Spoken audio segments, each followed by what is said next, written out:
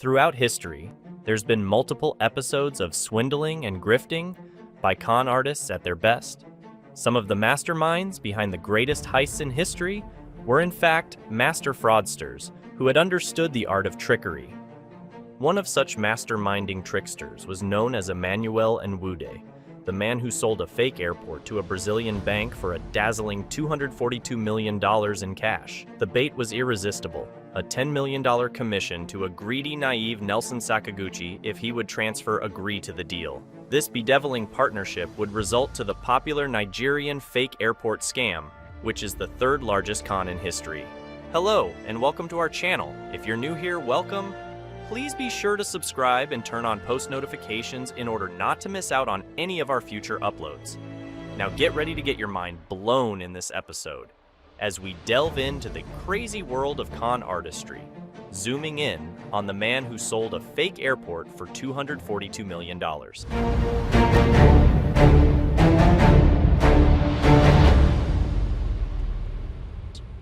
All over the internet, nothing much is known of Emmanuel Nwude Odenigwe, except that he was popularly known as the Owl of Abagana and was raised from a poor background.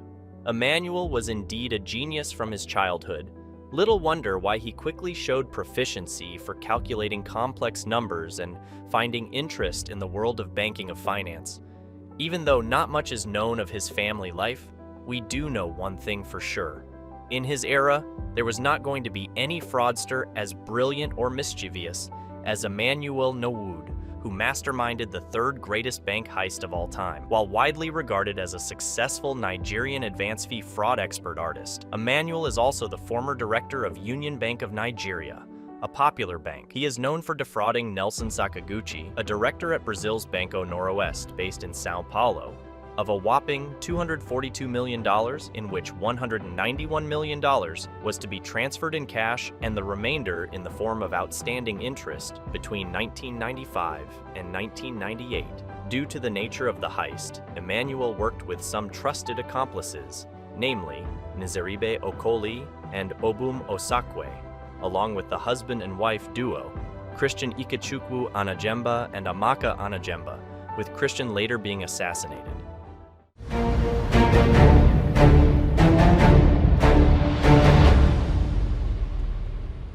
As all frauds and cons, planning, strategy, rehearsals, simulations, and execution are very crucial and vital. Even though Emmanuel Nwude was a very clever technocrat and cooperate person, he knew he needed more than that to pull off the scheme. As the former director of the Union Bank of Nigeria himself, Nwude was privy to confidential information that was crucial to him pulling off his long con. He had nearly unchecked access into the bank's confidential files. As such, he understood the terminologies of banks and how to craft his plan from there.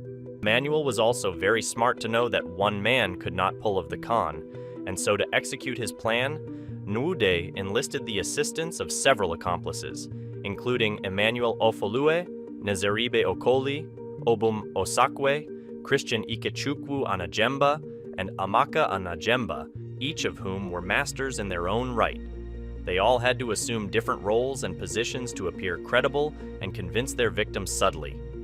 Under the guise of Paul Ogwuma, governor of the Central Bank of Nigeria, Nwude was ready to persuade whosoever was gullible that he had the power to fulfill their wildest financial fantasies if they were going to invest in a fictitious airport construction project in Nigeria's capital, Abuja.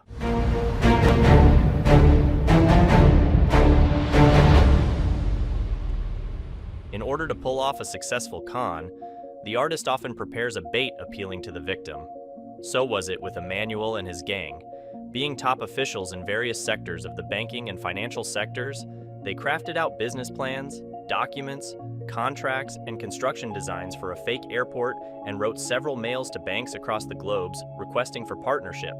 The goal was to have a victim respond to their mail and begin establishing negotiations and discussions in order to milk out the millions of dollars.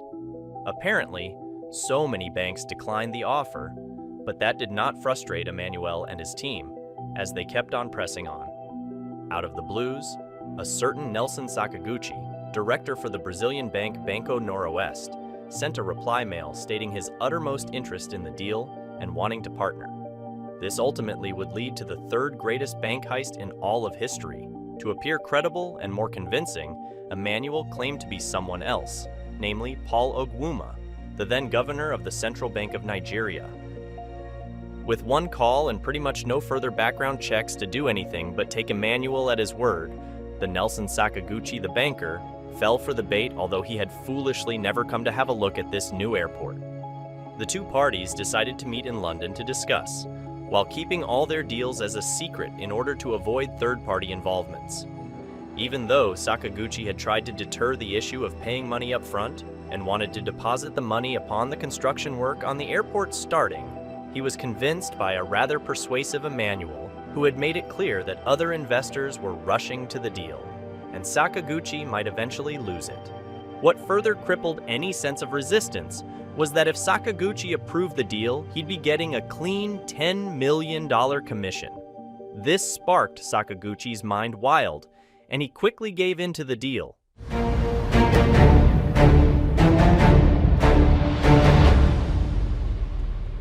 Between 1995 and 1998, the banker paid out a total of $242 million to Emmanuel and his accomplices for this ersatz airport that nobody ever checked actually existed.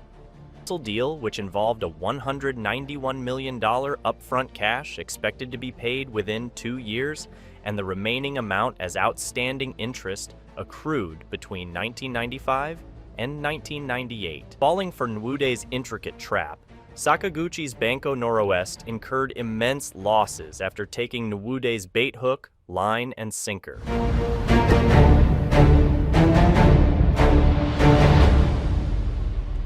If not for technology, Emmanuel Nwude and his accomplices would have gone scot-free. However, karma finally caught up with Nwude and his impressive scam, ratting him out and his posse of like-minded conmen. Despite the lack of a physical airport, which was promised would take several years to approve before construction, in 1997, the money trail started to chirp up.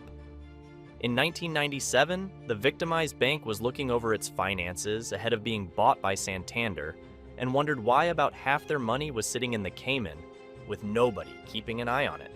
With a big black hole in their finances, no airport built from all of that spending, and nobody official having any idea what the hell this was all about, the game was pretty much up. This sparked a bunch of criminal investigations which unraveled how Emmanuel defrauded a bank out of $242 million, with the bank owners eventually paying the costs out of their own pocket so the sale would go through before eventually collapsing anyway in 2001.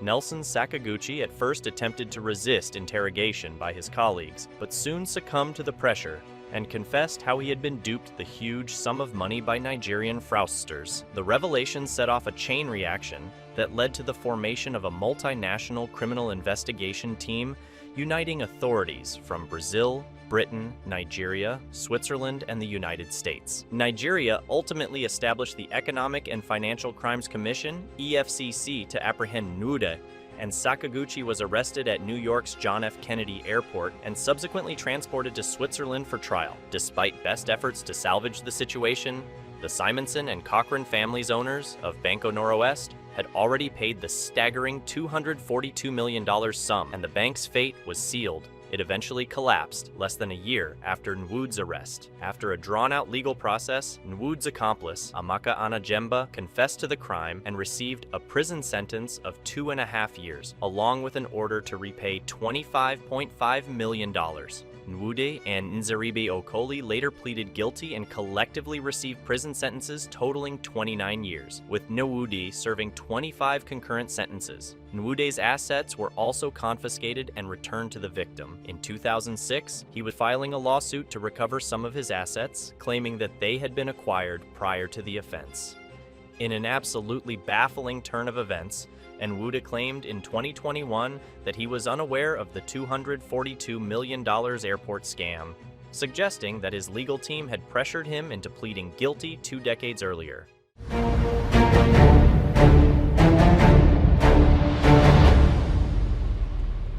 Emmanuel and his accomplices only ended up in court in 2004, years after they'd pulled the scam, only for the case to be thrown out and for them all to be arrested again as they left so they could face charges in another court. In the end, the criminals pleaded not guilty to over 100 counts of fraud and bribery, with the latter charges coming after Emmanuel tried to pay a $75,000 bribe to get out of trouble after one of his accomplices confessed. However, the bribe was refused and only dug him deeper into trouble, especially as the trial managed to bring Sakaguchi in as a witness, at which point Emmanuel pleaded guilty to try and avoid a harsher sentence. During Nwude's trial, there was a bomb scare that caused the courthouse to be evacuated. Emmanuel Nwude and Nzeribe Okoli pleaded guilty after testimony from Sakaguchi in hopes of a more lenient sentence, and were sentenced to 29 years in prison collectively, with Nwude receiving 5 consecutive sentences of 5 years, totaling 25, and Okoli receiving 4. The entirety of Nwude's assets were confiscated to be returned to the victim, and a $10 million fine was imposed to be paid to the Nigerian federal government. It was the first major conviction for the EFCC, which was created for the purpose intended. He was released from prison in 2006. Later on, Nwude eventually filed a lawsuit to recover his seized assets after he was released from prison. On the grounds that some of the assets were acquired before the offense was committed, he has already reclaimed at least $52 million. As of May 8, 2015, the matter is being heard by the Lagos Division of the Court of Appeal.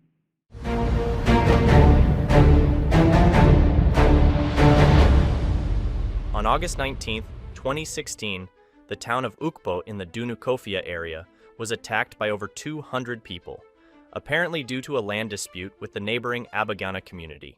It was reported that 4 policemen were shot, and Emmanuel Okafor, a security guard at a construction site, was killed. The Anambra State Police Command alleged that Emmanuel Nwude was a ringleader and arrested him on 27 charges, including murder, attempted murder, and terrorist attacks. He was being held at Awka Prison in Anambra State, but was released on bail on December 8, 2016. Not bad a downfall for a master con artist.